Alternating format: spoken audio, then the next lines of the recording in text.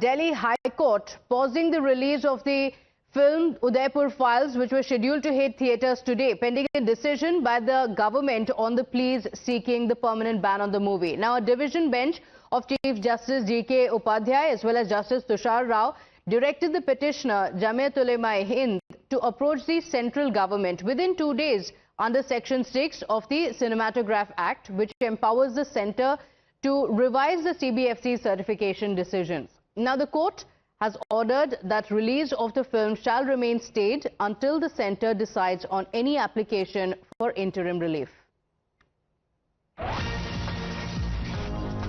Now, the BJP has slammed the move to block Udaipur Files, asking if the Jamiat is afraid of the truth. Amit Malviya of the BJP questioning why anyone should fear the film if it shows the reality behind Kanhaiya Lal's brutal murder. The BJP has now questioned the Jamiat for seeking a stay on the movie.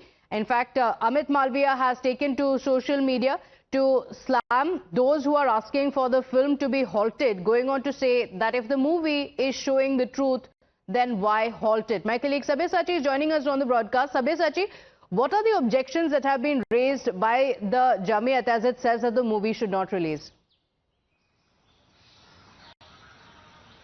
Well, Pratibha, see the Jamiat and Arshad Madani, who is one of the petitioners, in fact, have said that this movie is targeting one particular community and could incite potential communal violence across the country. Now, the court, the division bench, which was hearing the matter almost for 5 hours, in fact, the court pointed out that the movie makers in their confession even had said that several of the cuts which were suggested by the film board were not, were in fact included.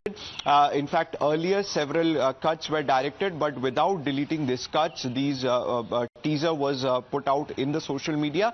Now the court has put a stay on the movie and have asked the centre whether this movie could release, and have asked the centre to reply within 7 days.